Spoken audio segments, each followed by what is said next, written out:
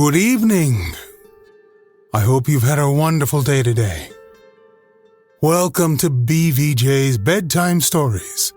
My name is Big Voice J, and this is a show where we get you ready for a great night's sleep with some old familiar stories that you haven't heard in a while. Links to every story can be found in the show notes at our website, bedtimewithbvj.com. Tonight's story, The Unkindest Blow by H. Munro. The season of strikes seemed to have run itself to a standstill. Almost every trade and industry and calling in which a dislocation could possibly be engineered had indulged in that luxury. The last and least successful convulsion had been the strike of the World's Union of Zoological Garden Attendants, who, pending the settlement of certain demands, refused to minister further to the wants of the animals committed to their charge, or to allow any other keepers to take their place. In this case, the threat of the Zoological Gardens authorities that if the men came out, the animals should come out, also had intensified and precipitated the crisis. The imminent prospect of the larger carnivores, to say nothing of rhinoceroses and bull bison, roaming at large and unfed in the heart of London, was not one which permitted of prolonged conferences.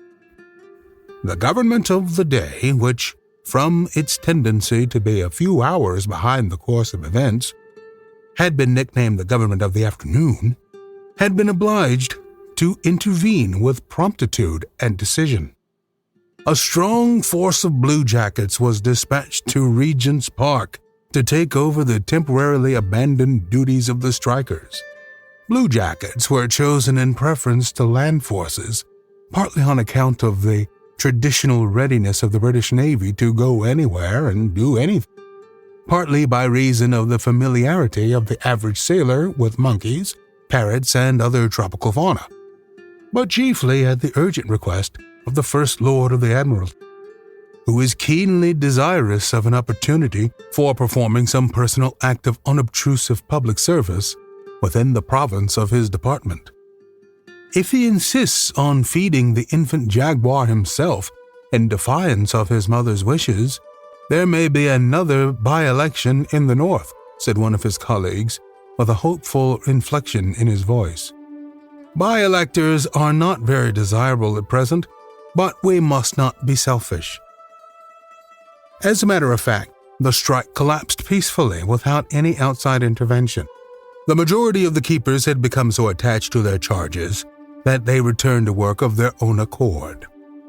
And then the nation and the newspapers turned with a sense of relief to happier things.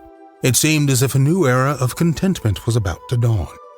Everybody had struck who could possibly want to strike, or who could possibly be cajoled or bullied into striking, whether they wanted to or not. The lighter and brighter side of life might now claim some attention. And conspicuous among the other topics that sprang into sudden prominence was the pending Fulvertoon divorce suit. The Duke of Fulvertoon was one of those human hors d'oeuvres that stimulate the public appetite for sensation without giving it much to feed on. As a mere child, he had been precociously brilliant. He had declined the editorship of the Anglian Review at an age when most boys are content to have declined Mensa, a table, and though he could not claim to have originated the futurist movement in literature, his letters to a possible grandson, written at the age of 14, had attracted considerable notice. In later days, his brilliancy had been less conspicuously displayed. During a debate in the House of Lords, affairs in Morocco, at a moment when that country, for the 5th time in 7 years, had brought half Europe to the verge of war, he had interpolated the remark, "A little more and how much it is." But in spite of the encouraging reception accorded to this one political utterance, he was never tempted to a further display in that direction. It began to be generally understood that he did not intend to supplement his numerous town and country residences by living ever so much in the public eye. And then had come the unlooked-for tidings of the imminent proceeding for divorce. And such a divorce. There were cross-suits and allegations and counter-allegations, charges of cruelty and desertion, everything, in fact, that was necessary to make the case one of the most complicated and sensational of its kind. And the number of distinguished people involved or cited as witnesses not only embraced both political parties and the realm and several colonial governors, but included an exotic contingent from France, Hungary, the United States of North America, and the Grand Duchy of Baden. Hotel accommodation of the more expensive sort began to experience a strain on its resources.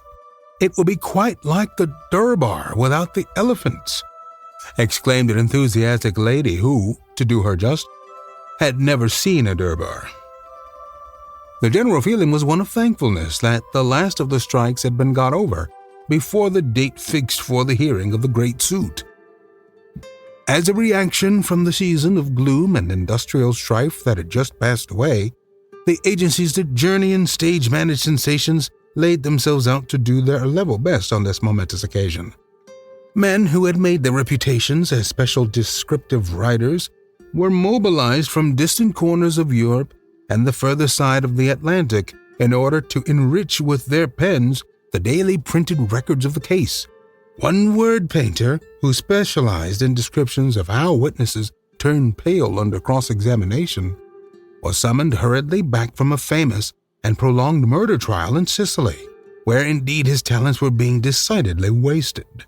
Thumbnail artists and expert Kodak manipulators were retained at extravagant salaries, and special dress reporters were in high demand.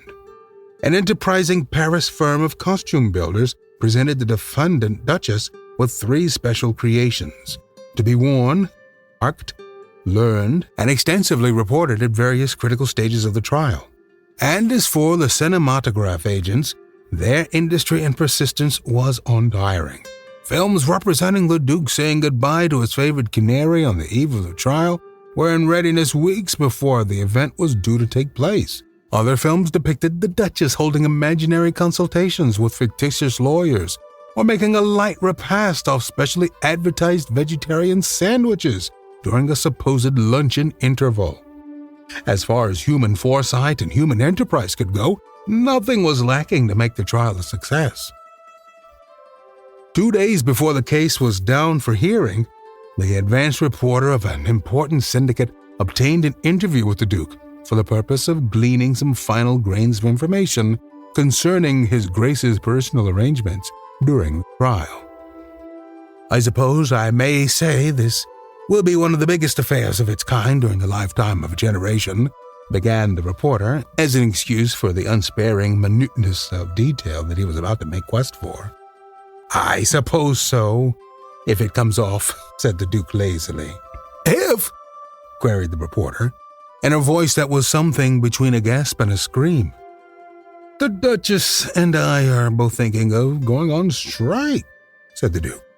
"Strike?" The baleful word flashed out in all its old hideous familiarity. Was there to be no end to its recurrence? "Do you mean," faltered the reporter, "that you are contemplating a mutual withdrawal of the charges?" "Precisely," said the Duke. But think of the arrangements that have been made.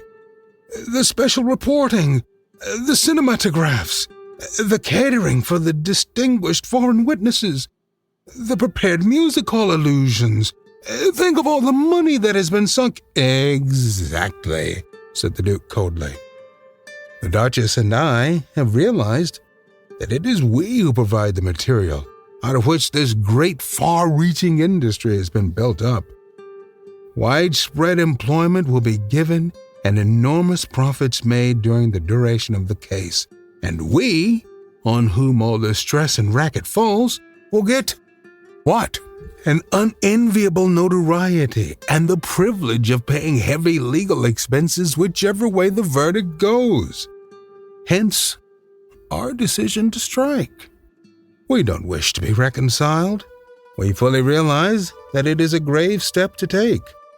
But unless we get some reasonable consideration out of this vast stream of wealth and industry that we have called into being, we intend coming out of court and staying. Good afternoon. The news of this latest strike spread universal dismay. Its inaccessibility to the ordinary methods of persuasion made it peculiarly formidable. If the Duke and Duchess persisted in being reconciled, the government could hardly be called on to interfere. Public opinion in the shape of social ostracism might be brought to bear on them, but that was as far as course of measures could go. There was nothing for it but a conference, with powers to propose liberal terms. As it was, several of the foreign witnesses had already departed, and others had telegraphed canceling their hotel arrangements. Isn't that wonderful? It's good that the Duke and Duchess decided to stay together, even if it comes at the expense of a vast industrial complex that is solely built on others' misery. Maybe we all take a look at that next time we're flipping through the tabloids of the supermarket or reading the latest thing that was passed around on social media. Perhaps it's best to not give them that much power. They don't know what to do with it. But I know what to do with this. Our next story. The History of 5 Little Pigs by Joseph Martin Kronheim. The Little Pig Who Went to Market. There was once a family of 5 little pigs, and Mrs. Pig, their mother, loved them all very dearly. Some of these pigs were very good, and took a great deal of trouble to please her. The oldest pig was so active and useful that he was called Mr. Pig. One day he went to market with his cart full of vegetables, but Rusty the donkey began to show his bad temper before he had gone very far on the road. All the coaxing and whipping could not make him move. So Mr. Pig took him out of the shafts, and being very strong, drew the cart to market himself. When he got there, all the other pigs began to laugh. But they did not laugh so loudly when Mr. Pig told them all his struggles on the road.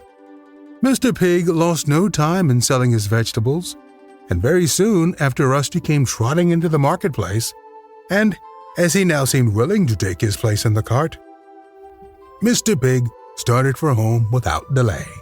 When he got there, he told Mrs. Pig his story, and she called him her best and most worthy son. The Little Pig Who Stayed at Home. This little pig very much wanted to go with his brother, but as he was so mischievous that he could not be trusted far away, his mother made him stay at home, and told him to keep a good fire while she went out to the miller's to buy some flour. But as soon as he was alone, instead of learning his lessons, he began to tease the poor cat. Then he got the bellows and cut the leather with a knife, so as to see where the wind came from, and when he could not find this out, he began to cry. After this, he broke all his brother's toys. He forced the drumstick through the drum. He tore off the tail from the kite, and then pulled off the horse's head. And then he went to the cupboard and ate the jam. When Mrs. Pig came home, she sat down by the fire, and being very tired, she soon fell asleep. No sooner had she done so than this bad little pig got a long handkerchief and tied her in her chair. But soon she awoke and found out all the mischief that he had been doing. She saw at once the damage that he had done to his brother's playthings. So she quickly brought out her thickest and heaviest birch and gave this naughty little pig such a beating as he did not forget for a long time. The Little Pig Who Had Roast Beef. This little pig was a very good and careful fellow. He gave his mother scarcely any trouble, and always took a pleasure in doing all she bade him. Here you see him sitting down with clean hands and face to some nice roast beef. while his brother, the idle pig, who was standing on a stool in the corner with the dunce's cap on, has none. He sat down and quietly learned his lesson, and asked his mother to hear him repeat it. And this he did so well that Mrs. Pig stroked him on the ears and forehead and called him a good little pig. After this, he asked her to allow him to help her make. He brought everything she wanted and lifted off the kettle from the fire without spilling a drop, either on his toes or the carpet. By and by, he went out, after asking his mother's leave to play with his hoop. He had not gone far when he saw an old blind pig who, with his hat in his hand, was crying at the loss of his dog. So he put his hand in his pocket and found a halfpenny which he gave to the poor old pig. It was for such thoughtful conduct as this that his mother often gave this little pig roast beef. We now come to the little pig who had none. The little pig who had none. This was a most obstinate and willful little pig. His mother had set him to learn his lesson, but no sooner had she gone out into the garden that he tore his book into pieces. When his mother came back, he ran off into the streets to play with other idle little pigs like himself. After this, he quarreled with one of the pigs and got a sound thrashing. Being afraid to go home, he stayed out till it was quite dark and caught a severe cold. So he was taken home and put to bed and had to take a lot of nasty physic. The little pig who cried wee, wee, wee all the way home. This little pig went fishing. Now he had been told not to go into Farmer Grumpy's grounds, who did not allow anyone to fish in his part of the river. But in spite of what he had been told, this foolish little pig went. He soon caught a very large fish, and while he was trying to carry it home, Father Grumpy came running along with his great whip. He quickly dropped the fish, but the farmer caught him, and as he laid his whip over his back for some time, the little pig ran off, crying wee, wee, wee all the way home. That's the history of the 5 little pigs. I never knew that story. Did you? Do you remember that? Playing with your toes, talking about your toes as piggies. I do remember that as a child. I also remember having great stories to listen to. And you can listen to some great stories with Audible. From audiobooks to podcasts from A to Z. Audible has what you need. Enter BVJ in the promo code and it will do absolutely nothing because this is not a sponsored read. I would like to thank you for helping to spread the word about this little podcast, and I'm always on the lookout for great new stories to feature on the show. If you have an idea, please email me, bigvoicej@gmail.com. Thank you so much for listening. Good night. Diamond Club hopes you have enjoyed this program.